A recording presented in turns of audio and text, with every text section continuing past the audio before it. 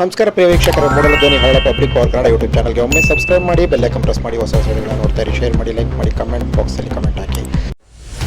August 15 ಬೆಳಗಿನ ಜಾವ ಸರಿಸುಮಾರು 5 ಗಂಟೆಯಲ್ಲಿ ಗುಂಡಿನ ಕಾಳಗ ನಡೆದಿದೆ ಎನ್ನಲಾದ ಶಾಗ್ಯ ಚಾಮರಾಜನಗರ ಜಿಲ್ಲೆ ಹನೂರು ತಾಲೂಕು ಶಾಗ್ಯ ಬೀಚ್ನಲ್ಲಿ ಈ ಘಟನೆ ಸಂಭವಿಸಿದೆ. ಕರಡಿ ನಡುವಿನಲ್ಲಿ ಘಟನೆ ಸಂಭವಿಸಲಾಗಿದೆ.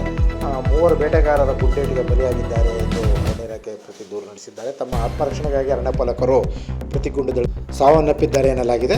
ನಂತರ ಕೊಳ್ಳೇಗಾಲ ಆಸ್ಪತ್ರೆ ಸಾಗಿಸಿದಾಗ ಅವರು ಶವವನ್ನು ಸಾಗಿಸಿದಾಗ 3 ಸಾವನ್ನಪ್ಪಿರುವುದು ವೈದ್ಯರು ದೃಢಪಡಿಸಿದ್ದಾರೆ. ನಂತರ ಈಗ ನಡೆದಂತಹ ಘಟನೆಯ ಸಂಭವದಲ್ಲಿ ಪ್ರತಿಭಟನೆಗಳು ಮತ್ತು ಇನ್ನಿತರ ಘಟನೆಗಳ ಸಂದರ್ಭದಲ್ಲಿ KR ಆಸ್ಪತ್ರೆಗೆ 3 ಶವವನ್ನು ಸಾಗಿಸಲಾಗಿದೆ.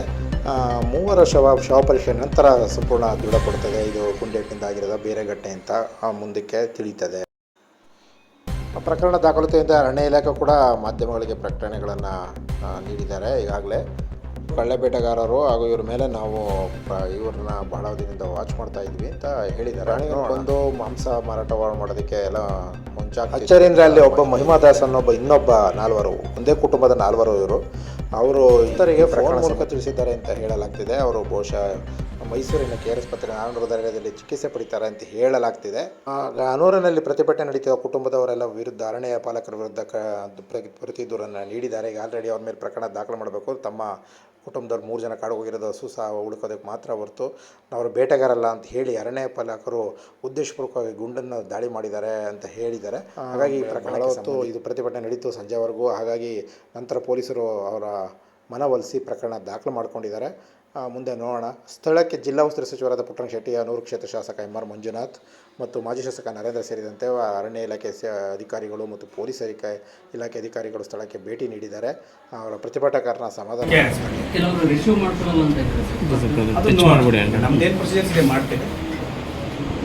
ಈಗ ಡಿಮ್ಯಾಂಡ್ಸ್ ಏನಿದೆ ಸರ್? ಪ್ರತಿಭಟನೆ ಮಾಡ್ತಾ ಇದ್ದಾರೆ ಅವ್ರಿಗೆ ತನಿಖೆ ಬಗ್ಗೆ ನಾನು ಮಾತಾಡ್ತೀನಿ. Demands thank you.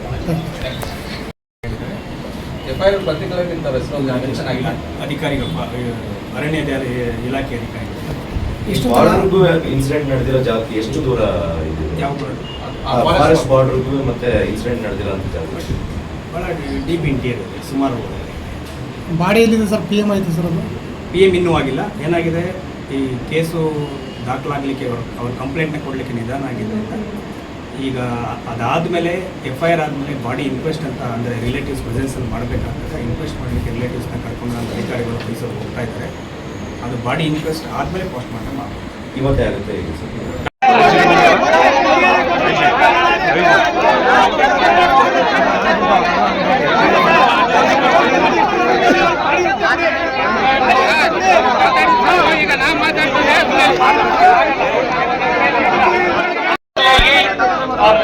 ಬಾಡಿಗಳನ್ನು ಈ ಒಂದು ನಾರಾಯಣದಲ್ಲಿ ವಿಚಾರಿಸಿಕೊಂಡು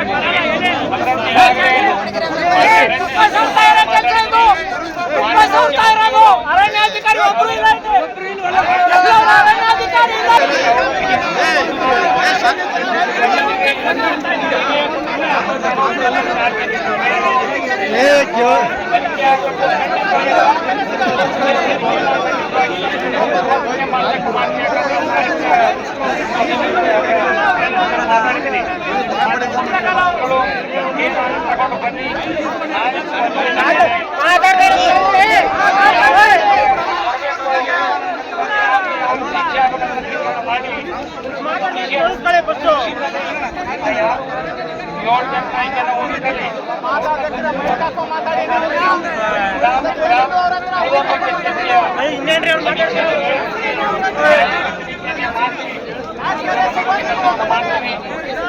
ಬಗ್ಗೆ ಚರ್ಚೆಯನ್ನು ಮಾಡಿ ಕೆಲಸವನ್ನು ಮಾಡಿಕೊಟ್ಟು ಖಂಡಿತವಾಗಿ ನಾವೆಲ್ಲರೂ ಹಳ್ಳಿಗಾಡು ಜನ ಇವೆಲ್ಲ ಬಡವರುಗಳು ಅಮಾಯಕ ಸತ್ಯ ಆಗುವಂಥ ಘಟನೆ ಆಗಿದೆ.